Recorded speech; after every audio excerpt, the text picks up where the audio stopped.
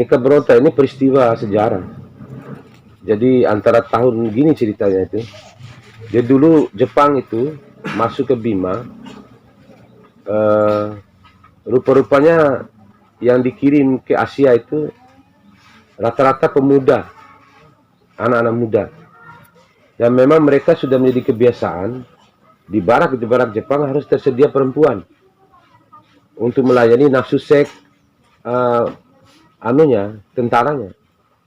Jadi dulu itu sebelum perintah untuk nikah berontak itu diawali oleh pengambilan paksa perempuan-perempuan Bima untuk dimasukkan ke barak-barak Jepang.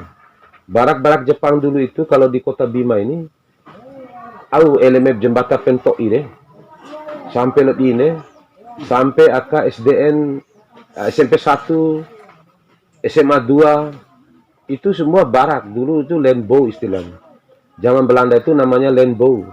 Landbouw itu kebun buah milik Belanda, tapi dirampas Jepang menjadi kebun buahnya Jepang. Dan di situ banyak sekali barak. Sampai SDN 14 Kota Bima disedia itu barak penampungan perempuan. Tetapi hal itu tercium ketika mereka secara resmi meminta pada Sultan Salahuddin agar menyerahkan gadis-gadis Bima itu untuk dikirim ke Jawa dan Sumatera. Dikirim ke Jawa dan Sumatera untuk menjadi tenaga kerja katanya. Untuk menjadi perawat, untuk menjadi melayani di dapur-dapur umum Jepang. Tapi pada kenyataannya setelah dapat informasi bahwa ternyata bukan sebagai pekerja, mereka dipekerjakan untuk melayani nafsu tentara Jepang. Jadi di dalam barak-barak itu ada kamar-kamar yang disiapkan. Ada penjagaan, kemudian tentaranya bergilir masuk kamar itu. Nah, tercium oleh Sultan, akhirnya diperintahkan untuk dinikahkan secara cepat yang remaja-remaja ini. Di kampung-kampung itu Jepang masuk, mengambil paksa ayam, mengambil paksa seluruh kebutuhan masyarakat, beras, niu, serah. Penjajahan Jepang yang selama 3 tahun itu lebih parah daripada penjajahan Belanda. Belanda tidak pernah dia mengambil paksa seperti itu. Belanda kan caranya halus, dia melalui perdagangan, melalui pelabuhan kalau dia ambil. Kalau Jepang kan kalau VH serau untuk kebutuhan makan mereka. Hanya atas perintah itu terpaksa dilakukan nikah berontak tadi. Nikah secepatnya, perempuan mencari jodoh sendiri. Kalau tidak kuat mencari jodoh, orang tuanya kiri kanan mencari. 5 seanan, dia 5 di ngupa berjodoh. Jadi, dan laki-laki terbatas. Sebenarnya porsi laki-laki dan perempuan sejak zaman Eden orang terbatas monenya daripada siwe. Bayangkan saja satu rumah tangga itu banyak perempuan sekarang. Kan berbanding terbalik. Dalam pilkada itu kita lihat grafiknya itu 60-40 sekarang. 60%, 40% laki-laki. Di zaman itu yang gali modern di nikah lah orang. Jadi sangat mahal dulu.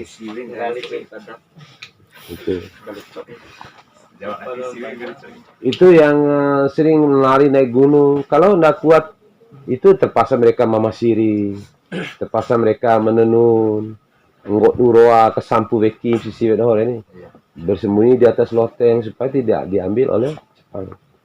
Gagal memperkerjakan wanita Bima sebagai Ianfu itu, maka Jepang mendatangkan orang-orang Jawa, orang-orang Sumatera, orang-orang Bali di Bima ini untuk mengisi barak yang disediakan tadi. Di barak itu kan kosong karena mendapat penolakan kan. Gitu. Jadi banyak juga yang belum terungkap sebenarnya karena kita termasuk saya juga terlambat. Siapa sih yang peduli sejarahnya Deden?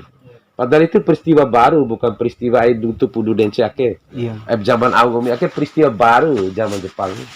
Banyak dulu saya temukan orang-orang Jawa menjadi istri ketiga, istri keempat orang-orang Bima. Dodoho Ede kan setelah Jepang itu kalah perang. Jepang keluar dari Bima, tertinggal lah perempuan-perempuan rawa absen howe. Tertinggal, akhirnya kan mereka ndak tahu jalan pulang. Dinikahi oleh Dodong Wararake. Jadi tiga jadi istri ketiga, istri keempat. Masya Allah. Ada satu tulisan yang sangat mengharukan, kebetulan sama dengan saya di Ubud International Ubud Festival itu. Saya kan nulis Nika Bronta itu, novel sejarah. Tapi teman saya yang nulis bareng dengan saya ini namanya Eka Hindra, dia keturunan Jepang. Dia menulis Momoye. Bukunya itu Momoye, mereka memanggilku. Jadi merupanya Momoye ini panggilan kesayangan orang Jepang untuk dia. Untuk Siti Mardiam namanya, orang Solo. Dia ini dibawa Jepang usia 11 tahun ke Kalimantan Barat, ke Singkawa. Masuk di barak penampungan Jepang itu. Ya melayani terus, setiap hari melayani. Kecuali ketika dia datang bulan aja dia disuruh istirahat. Sakit pun tetap dipaksa untuk melayani orang Jepang ini. Setelah Jepang kalah perang, hanya dia tidak tahu jalan pulang. Karena Do baru usia 11 tahun dia. Lalu dia menjadi istri ke-11 kepala suku yang ada di sana. Tidak melahirkan anak. Akhirnya dia oleh orang-orang Jepang yang menuntut, sekarang ini kan lagi dituntut, LSM Jepang itu lagi menuntut. Itulah tujuan buku tadi itu, Hutang Perang Asia Pasifik itu. Menuntut pengembalian hak-hak orang-orang Cina, orang Korea, orang Taiwan, orang Indonesia, Malaysia, Singapura yang dulu diperlakukan oleh Jepang. Kembalilah Mardiam ke Solo. Tapi sekarang Mardiam itu udah meninggal.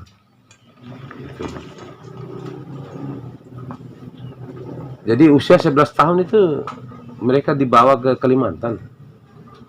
Dan ya banyak yang meninggal di sana sudah. Syukur warap memori wehaba kepala suku Dohore dinikahkan oleh kepala suku itu.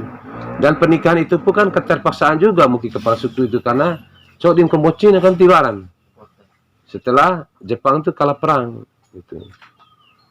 Bahkan informasi dari Bima ini, orang-orang Jawa, orang-orang Bali itu, wanita-wanita yang tidak lari keluar barat itu kan dibawa pulang, tapi mereka dibunuh di tengah laut waktu itu.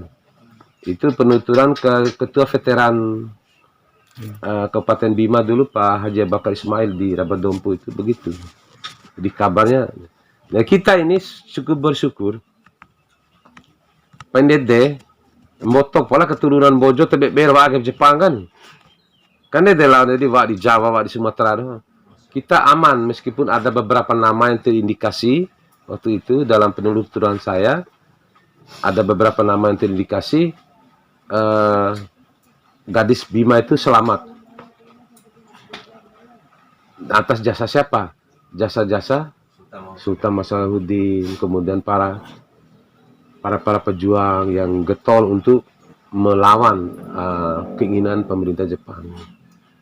Dulu di Jawa itu terorganisir caranya. Jadi Jepang mendatangi kepala desa memerintahkan aparat desa, WH kan tiri OCBE lawa atap BMB. Jadi itu adalah detik-detik terakhir mereka berpisah dengan keluarganya. Kan Tirmai Walin saudara. Bawah ada itu kasus Mardiam itu kan 11 tahun dia. Ada juga kakaknya 13 tahun. Ada 15 tahun di bawah begitu. Resmi lah ini. Tapi kan itu rupa-rupanya perpisahan terakhir dengan keluarganya. Kan dua-dua Balin Surunden kan. Syukur Mardiam itu difasilitasi pulang setelah suaminya meninggal, dan dia juga sebatang kara di Kalimantan dibawa pulang oleh aktivis Yanfu ini. Dan insya Allah mungkin tanggal 14 Agustus ini adalah peringatan hari Yanfu yang kelima. Yang pertama peringatannya di Taiwan, yang kedua di Malaysia, yang ketiga di Korea, yang keempat ini Bima nanti. Tepuk tangan dulu. Itu saya juga akan menghubungi Bupati Wali Kota untuk ada penulis Asia yang datang. Karena 21 penulis menulis bareng tentang kekejaman seksual pemerintahan militer Jepang itu. Itu sebenarnya isu internasional, bukan isu lokal. Dan satu-satunya yang melawan itu adalah di Bima, di kita. Jadi dilawan dengan nikah berontak. Jadi ini kan perlawanan agama, perlawanan budaya jadinya. Jadi kan tidak berani Jepang hanya kan. Karena warwara si pendamping, dia tidak sedore. Kalau ibu sempelan, ya dia ambil sudah.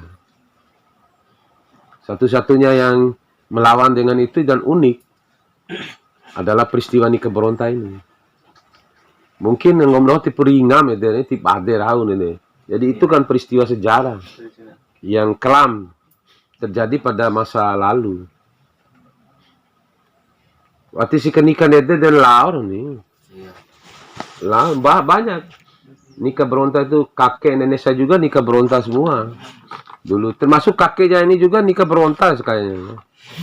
Kakek dan neneknya si Saddam ini. Adam tuh. Iya. Bang Adam juga mau nikah berontak kan.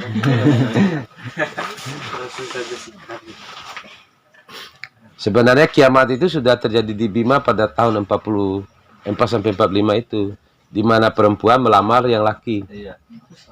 Ya karena tahu di pihak Jepang, hanya dosiwe ngupamone, empori melara kejara, jadi rumput yang mendatangi kuda gitu. Itu dulu.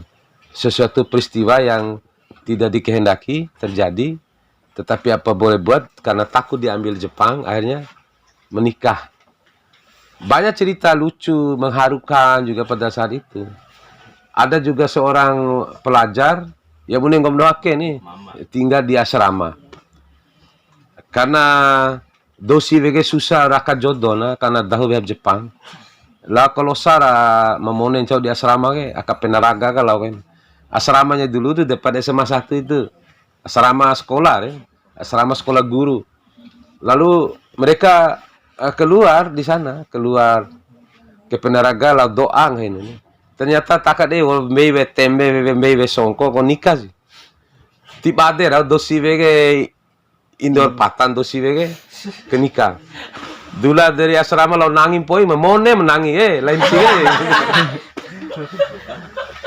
do mone menangi kebar nikah do nede dengok doh jaman ake sena adem ke nikah gratis ini warna baco itu hore nede banyak peristiwa dulu tuh yang saya catat di artikel saya itu tentang nikah berontak itu. Ada juga di Tonggondoa itu karena takut nikah. Lau raya kabu bahasa doh alasan lau ngupa juga memone ya. Walau lau ngupa aparat desa kau dula ricu nikah. 50 daun tadi 50 daun na tele.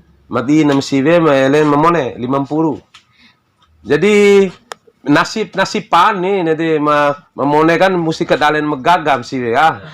Be mereka jap tangan misalnya dahu nih lau jap tangan nih. Na terima jab tangan ndak nikah nih. Langsung naik ke rumah penghulu. 50 orang di sisi kiri, 50 orang sisi barat. Jadi lampam mone kalau jab tangan. Bere hina ke beriman edere langsung nanti rima. Lalu ese umah hajure. Lalu lafalalo deh nih. Nikah lalu deh nih. Jadi desi sampon agak setengah mate gue. Penjaga ulu di pihak ulu.